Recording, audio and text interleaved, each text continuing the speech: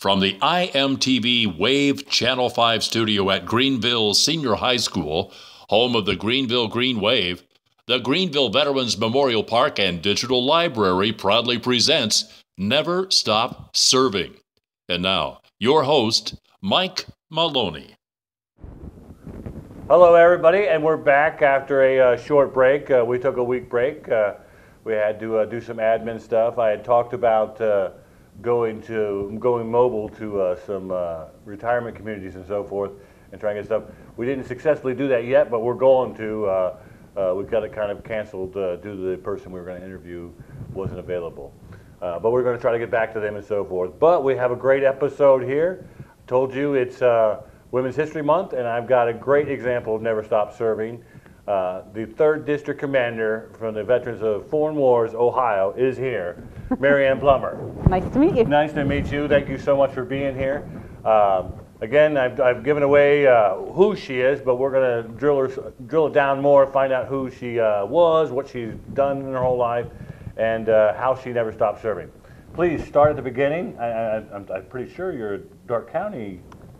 Actually, Randolph. Oh, okay. So, okay. Yes. Well, we'll let you go ahead and do it. Tell us where you come from, your parents, where you went to school, and then talk about your service, please. Okay. I was born in Akron, but I was raised in Union City, Indiana. I graduated from Union City Community High School, and then I went to Ball State for a year, worked for a little while after that, and then decided to join the Army. And so I joined the Army in 1985. And retired in 2011. During the course of my service, I was active duty at first, and I was in the Signal Corps. So we did communications and telephones, that type of thing. Came off of active duty and went into the reserves, where I picked up a couple admin MOSs, and then my last 11 years I was an MP, military police. Whoa. So your last couple of years you were an MP. Yes. That explains, I saw the one picture with the cross pistols. I was like, hey. Yep. Because that's what, that's what Yes. it was. All right, very interesting. What kind of places did you travel to and so forth while you were in the service? I went to Honduras, I've been to Egypt, Germany, Belgium, Ireland, Iraq, Afghanistan, pretty much all over the So Iraqi the world. freedom and then... And enduring freedom. Enduring Yes. freedom, okay. All Yes. right, well thank you very much for your service in that. And what do you do now? I work for the VA. Yes, please tell us about that. What do you do for the VA? I am the transitional patient advocate for the Iraq and Afghanistan clinic. And so I work with the seriously injured coming back from Iraq and Afghanistan and help them transition into civilian life from their military careers. Sometimes it's a little bit of a transition, trying to work into civilian life and to get back into the norm, because when you're in the military, you are... okay, we can pick that up. We'll be fine. Keep going. You have a very set regimen in what you do, and when you come to civilian life, there is no regiment. Nobody tells you what to wear. Nobody tells you when you can eat. Mm-hmm. You have all this freedom, and sometimes at first it's a little daunting. Mm-hmm. So we help them transition back in, work their way through the VA into whatever type of services that they need. Mm-hmm. And severely injured, are we talking about amputees? I mean, can be, or what? It can be. It can be someone that's struggling with PTSD, with a traumatic brain injury. Right. There's quite a bit of the silent wounds, that they call them. Right. Invisible, silent. I've been hearing that a lot yes. lately. Invisible scars, invisible wounds. Correct. Been hearing that a lot lately. That's great. And you work here, so you work there in Dayton there on. I actually split my time between Cincinnati and Dayton. So I'm half week in Cincinnati, half week in Dayton. Mm-hmm. And it's split up between Dayton and Cincinnati because it was on the funding, or it seems like there'd be enough of that to where we have one for Dayton, one for Cincinnati, or.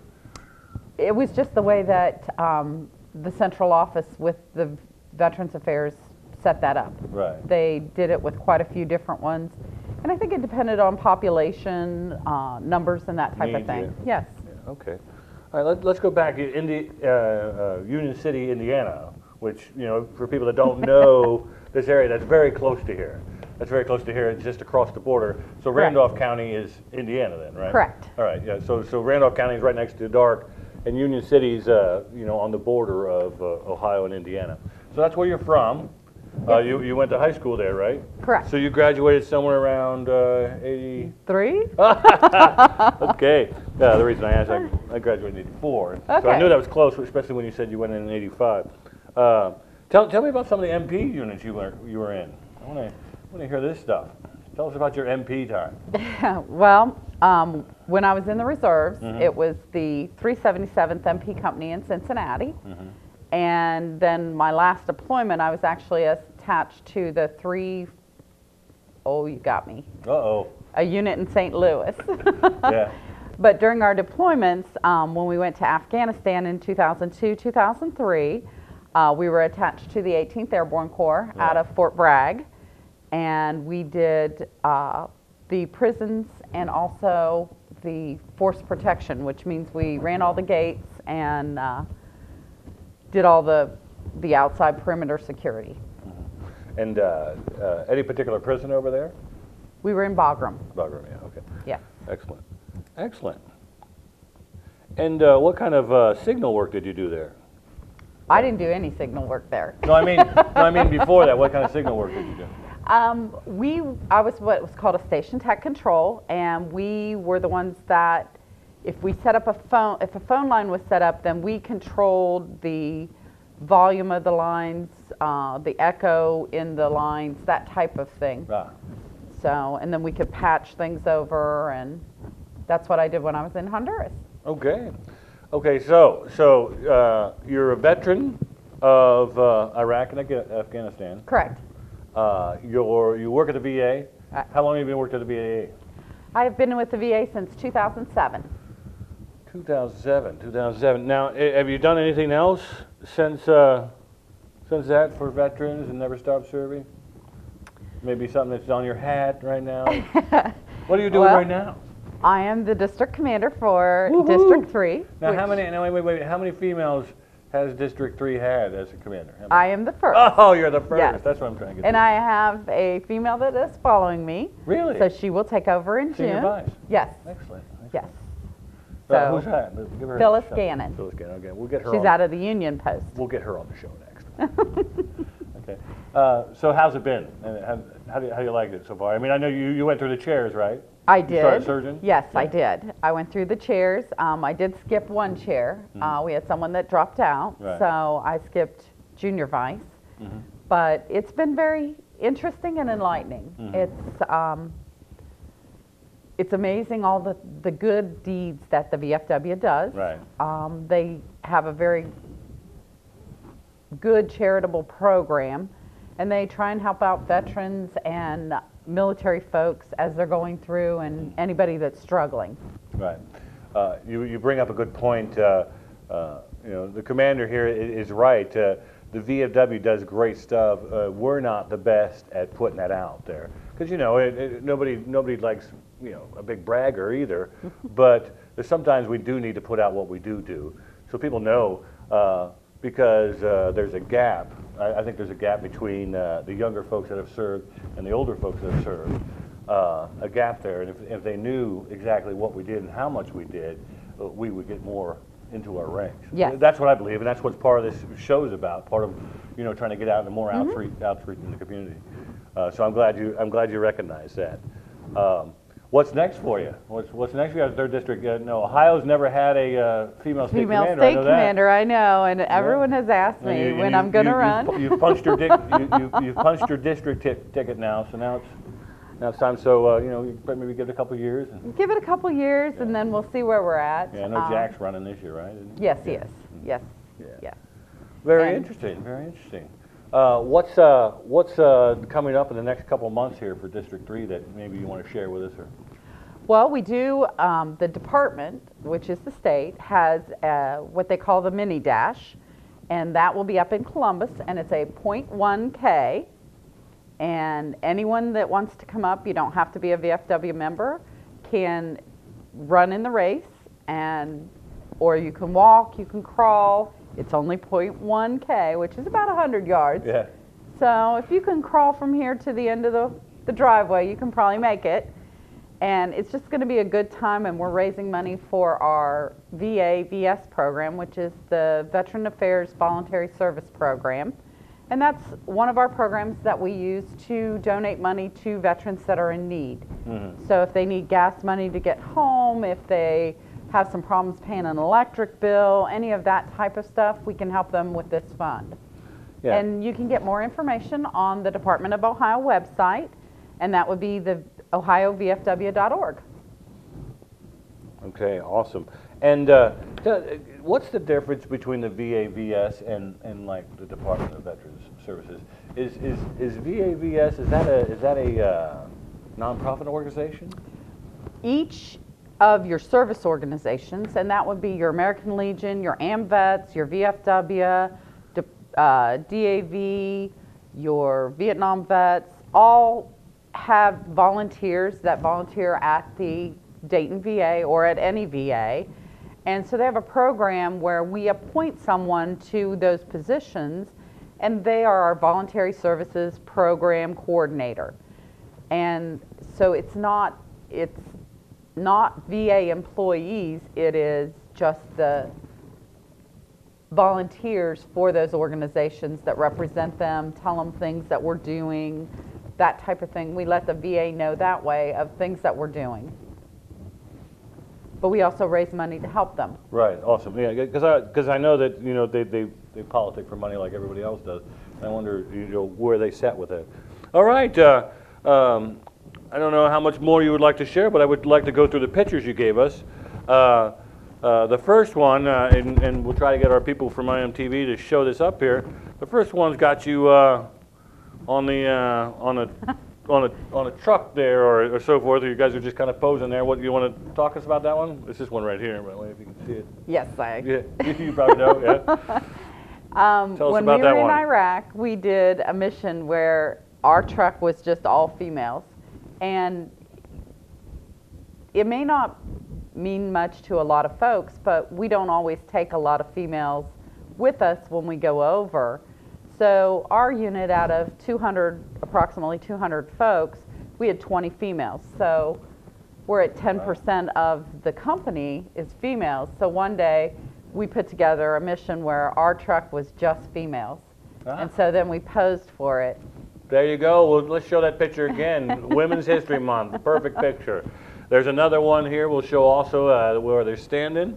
And then there's one here where you get your arm around a gentleman. Is he? It's a local police officer. Local police officer, okay. When we were in Iraq, our mission was to train the local police officers in how to be police officers. What city was this? We were in Basra. Basra, okay. Yes. All right, and so this is a local police officer for Iraq. And then the next picture is just you. What's that wall behind you? We took a field trip, and we went to, I call it a field trip, but we went up to where they suspect is the birthplace of Muhammad. And there were some old ruins that they had dug out. And it was a very interesting trip. We had a local Iraq gentleman that had taught himself English from the dictionary. And he was our tour guide and took us around through all these old ancient ruins. Mm-hmm. Oh, right on. Now, where were the ancient ruins? Yeah, I knew. Because I was in, this looks like, the reason I asked you, this looks like Babylon.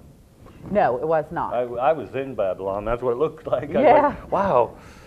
Because when I was looking through this picture, I was like, wow, I wonder if she was there too. But it was probably somewhere else. I mean, it was they somewhere have else. ruins everywhere. And I forget the name of the city.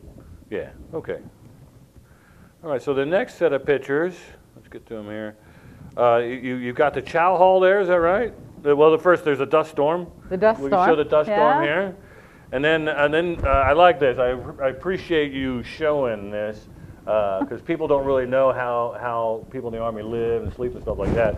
And when we've been there a while, the picture of her hooch there, that's what it looks like. You must have been of at least decent rank. It looks like you had your own place. I was lucky. Some folks had two people in there. Yeah. Sometimes you have two, so forth. So there's a couple pictures of her hooch, and I guess that's the shower trailer there too, right? Yes. All right, so a couple pictures of the hooch and the shower trailer. We'll get those up there and show them. And then the last one, I wanted to give a shout out because I know this is, I'm pretty sure this is your family here. Yeah, so the picture of the girl in the beret, that's your daughter, right? That is my daughter. But please tell us about her. Brag. She joined the Army. She came home and said, Mom, I know what I want to do. I'm going to join the Army. And I'm like, oh, no, no, no, no. But she did. She went to her basic in AIT, and she became a human intelligence collector, which is an intelligence. Fort Huachuca? Fort Huachuca, yes. How do I just know where they go, huh? It was funny because she was born at Fort Huachuca. Really? And so when she checked in, all the ladies were like, oh, look, she was born here at the hospital. That is something. Yeah. So how is she doing? How long has she been in?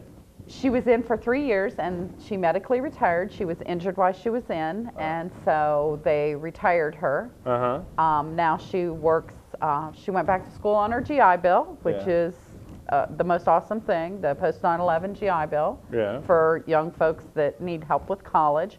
And she was able to squeeze in getting her master's degree. So she has a master's in business. That is great. And she now works for a civilian company, a contracting company for Wright Pat. Excellent, excellent. Okay, and thank your daughter for her service. What's her name, Jess? Jessica. Jessica, yes. Okay. Mm-hmm. And then how about this next picture where you're like cheesing with a girl? That's when I came back from Iraq. All right. Who's the girl? That would be my daughter also. Oh, is it? Okay, okay. Yes. Didn't realize the same. It was funny because everybody could look at that picture and say, of course it is, Mike. When I was home on my mid-tour from Iraq, she was home on her retirement leave. I said, oh, what's wrong with this picture? It's funny. Funny. All right, and then the last picture we have here, got the rock holding there. What is that? Is that on your, it's on your trip there again? Ah, yes, that was still on our field trip. On your little field trip, okay. Yep. All right.